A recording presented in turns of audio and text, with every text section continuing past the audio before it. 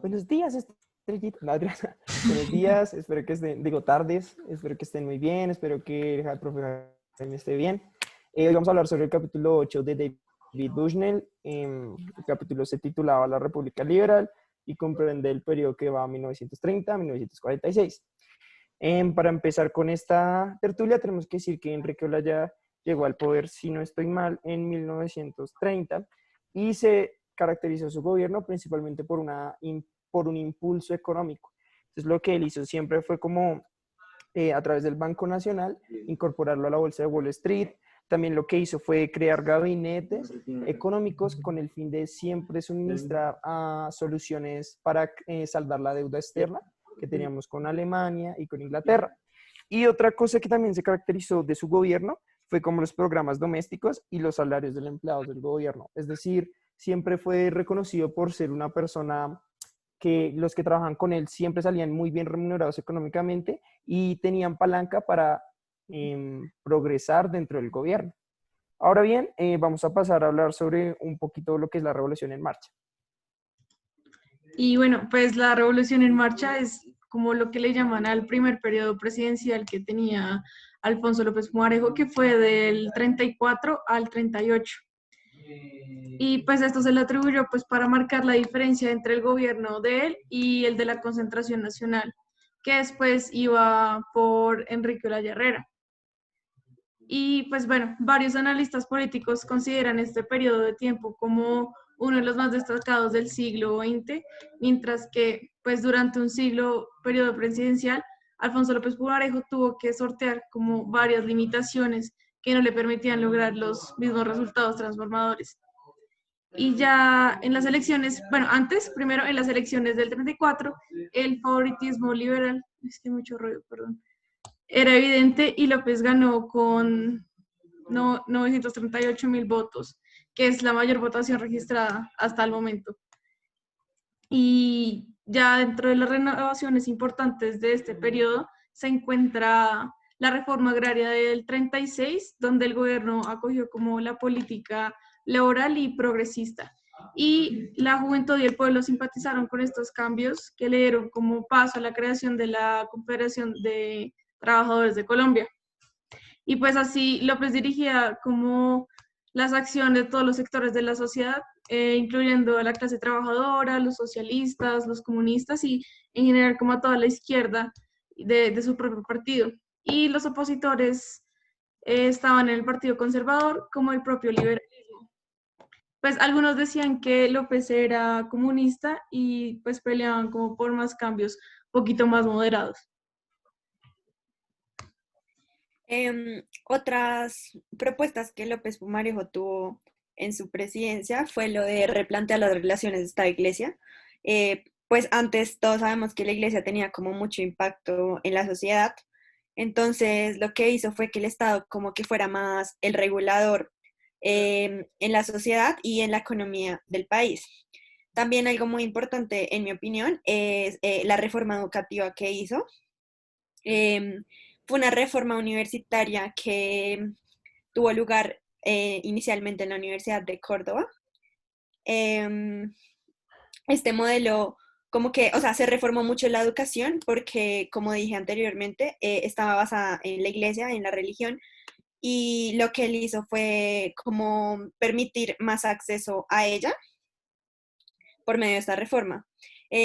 Digamos, varios de los salones y los laboratorios de clase como que se abrieron a diferentes pensamientos y posturas políticas.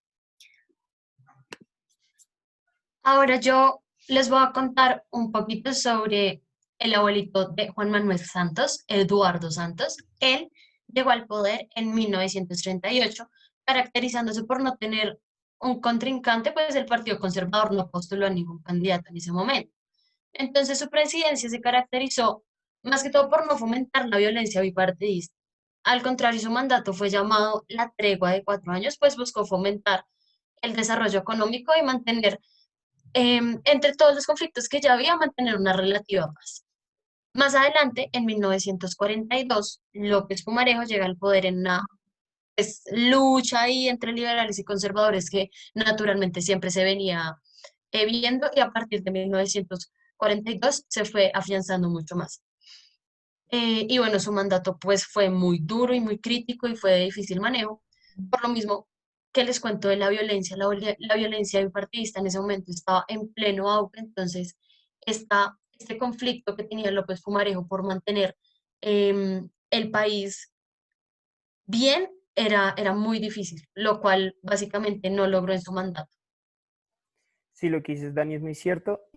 Y también tenemos que resaltar algo que pasó durante este periodo entre Santos y Olaya Herrera, y es básicamente que se crea como esa derecha radical.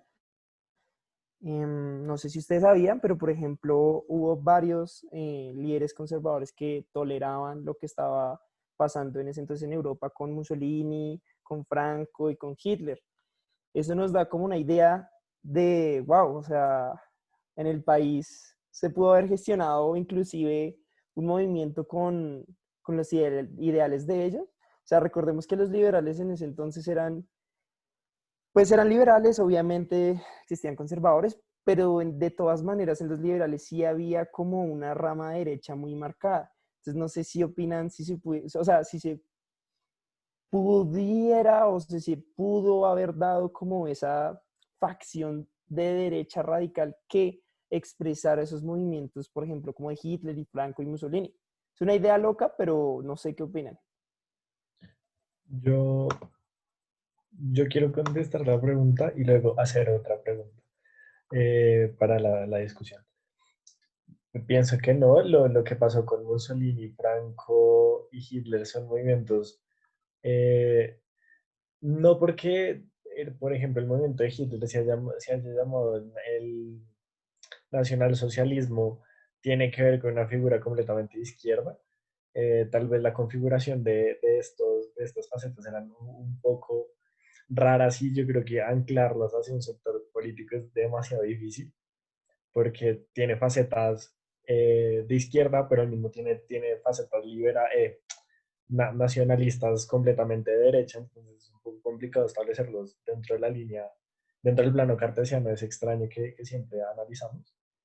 Pero es bueno lo del tema liberales y conservadores, y por eso quiero yo lanzar una pregunta con respecto a López Pumarejo, que lo hablamos al inicio, y es que el man tuvo que enfrentar la guerra que venía con el Perú desde el 36, el posterior acuerdo en el 42 con el protocolo de Río y el establecimiento de la frontera, al mismo tiempo tuvo que tener y lidiar las guerras internas que habían cesado en el gobierno de Santos y que volvieron en su gobierno, pero al mismo tiempo tenía que tener en cuenta que llevábamos un proceso de reactivación económica y de industrialización completamente importante que no se puede dejar atrás más allá de la violencia. Entonces, surge discutir, no estoy diciendo que López Pumarejo sea el mejor presidente de Colombia, sino que tuvo que enfrentar un proceso de industrialización que él no podía dejar atrás, así quisiera y centrarse en otros temas. Lo que yo les quería preguntar es, ¿creen que ese problema o esa superposición o sobreposición entre problemas políticos y crisis social y una necesidad de seguir aumentando el tema de la industrialización en el país desencadenó lo que estamos viviendo ahora? Es decir, esa dualidad entre social y económico que nunca hemos podido establecer y que nunca hemos podido complementar una con otra, sino que siempre las vemos desde lados diferentes. Pudo ser esto el inicio del problema grande que hay en el país de tenemos que dejar un lado la economía y un lado la sociedad porque se tienen que analizar desde diferentes focos. Es una pregunta que les lanzo. Y la verdad es una pregunta muy interesante. No sé quién Confirmo. quiera hablar y responder esta Yo, pregunta. yo. Pues retomando lo que decía Quique, me parece que esos movimientos que surgieron en Europa eran muy específicos y eran muy, eh, nacieron debido al contexto europeo, que pues obviamente es muy diferente al que se vivía en esa época en Latinoamérica. Así que siento que por más de que hubieran ciertas influencias ideológicas que hubieran llegado aquí a Colombia o a Latinoamérica en general, eh, hubieran sido movimientos muy débiles, porque pues en muchas ocasiones veamos que esos movimientos sociales, como el nazismo o el fascismo, se basaron mucho como en la historia de estos países, el Imperio Romano, como la necesidad de Mussolini de regresar a esa época, reconfigurar el orgullo alemán después de Alemania en la Segunda Guerra Mundial. Entonces creo que esos temas son muy europeos y en América Latina no hubieran tenido mucha cabida en esa época. Y en cuanto a lo que dice Andy, me parece una película, una pregunta un poco compleja, pero considero que sí puede ser como un abrebocas de lo que está pasando actualmente en la que no sabemos dividir economía y sociedad en Colombia. Y relacionamos mucho un mandato exitoso con una economía sin considerar los factores sociales que pueden involucrar ese crecimiento económico a una población minoritaria o poco conocida. No sé qué más quieran decir. Vaya, interesante el aporte de David. Vale, también quiere decir Total. algo, De así que nada, te doy la tiburoncín. palabra. Tiburoncín. Sí, o sea, yo quiero decir que estoy de acuerdo con lo que dijo David, de que no podemos comparar historias, o sea, no podemos comparar a Colombia con lo que pasó en Europa y bueno, en esos países, porque pues simplemente son cosas completamente diferentes, la historia es completamente diferente y así mismo es en el presente. Respecto a la pregunta que hizo Andrés, em, si bien es cierto que de pronto esto pudo ser como un punto de referencia en la historia, yo creo que esa dualidad o ese conflicto entre economía y sociedad ya venía desde mucho antes. O sea, digamos, en la época de la esclavitud, o sea, no importaba que fueran personas, que, bueno, que ya los consideramos personas, pero pues en esa época no, sino que lo que importaba en realidad era la economía, sin importar si unos pocos estaban muriendo de hambre. Entonces, como que siento que eso viene desde mucho antes, es muy relativo también, pues cada quien puede pensarlo de una forma diferente, pero sí creo que pues esta época que marcamos sí puede ser como un poco relevante de tomar en cuenta. Sí, lo que dices es súper, y de hecho yo también iba a resaltar eso, que en el periodo de Rafael Núñez ya podíamos ver como esa diferencia entre lo social y lo económico, ¿no? Recordemos que, por ejemplo, él hizo muchos avances para que Colombia se insertara como en la esfera global a nivel industrial. Sin embargo, pues hubo muchos sectores, aquí en especial en la capital, como el sector de los artesanos, que se vio muy afectado por los aranceles que conllevaron como con este, pues que sí conllevó este desarrollo económico. Ahora bien, pues vamos a pasar con la tercera parte de la discusión. Perdón, Andy. Sí, habla, por favor. No, lo único que yo, antes de seguir con la última parte, era así rescatar tal vez el tema de la constitución que estaba firme en ese momento, siendo Pumarejo liberal, con una constitución goda y con una constitución, pero al mismo tiempo, además de ser goda, muy fácil de manejar, porque si uno se fija en el tránsito para Vale y para Kike que estudian, que están viendo derecho, y para Vale que está haciendo la Vale con derecho, es interesante ver cómo la mano de reformas constitucionales que hubo durante todo el siglo XX en una constitución goda, pero que normalmente los liberales la cambiaban. Entonces el tema de la educación, el tema del Estado, entonces era demasiado fácil de moldear una constitución, que eso o es bueno o es malo. Es malo porque no hay cimientos claros, es bueno porque se adapta a la situación, pero según la perspectiva de quien esté liderando la situación.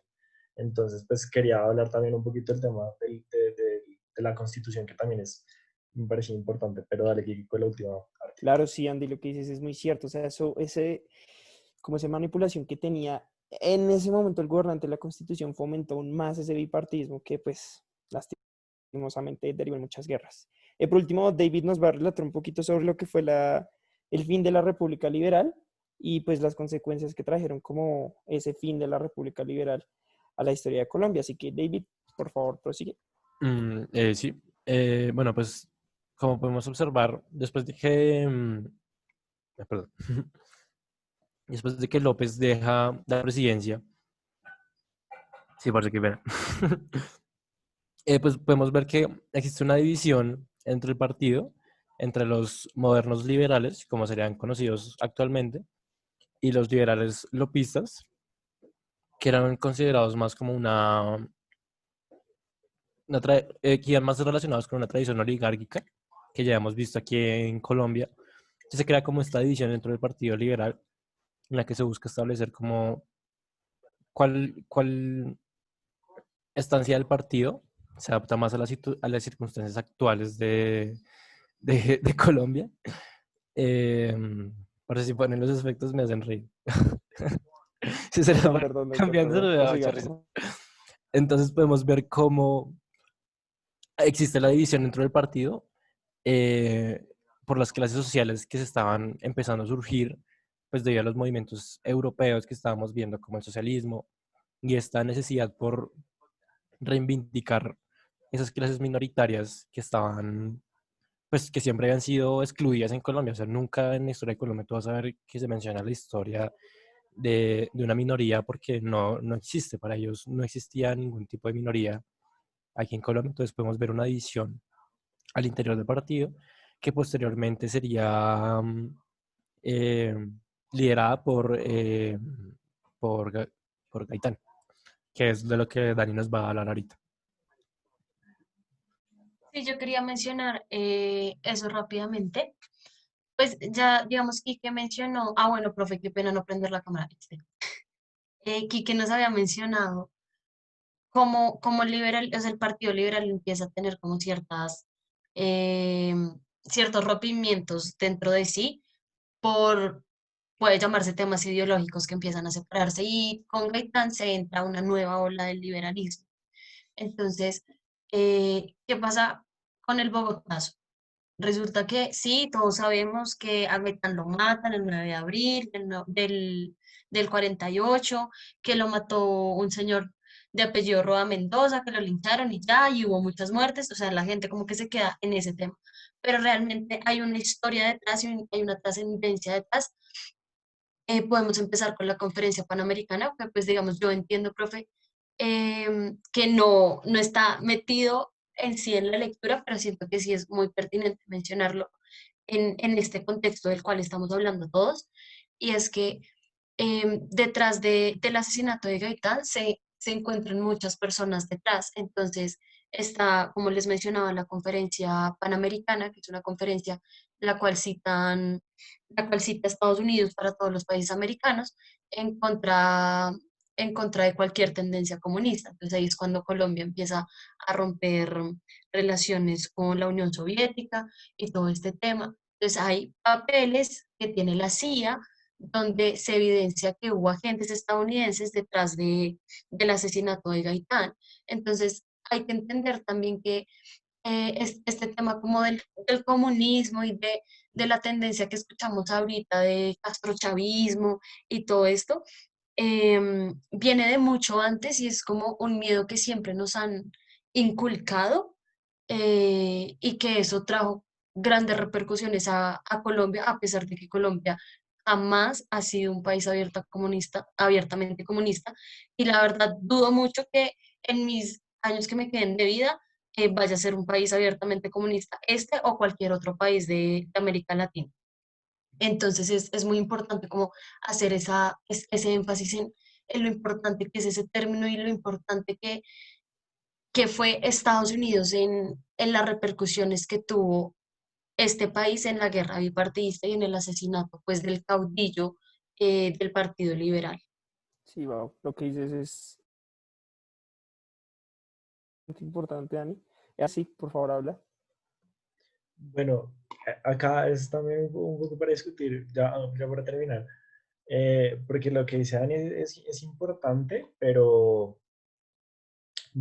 nos hizo caer en cuenta de una cosa y es el apoyo nazi, el apoyo de la Alemania nazi en los conflictos entre Colombia y Perú.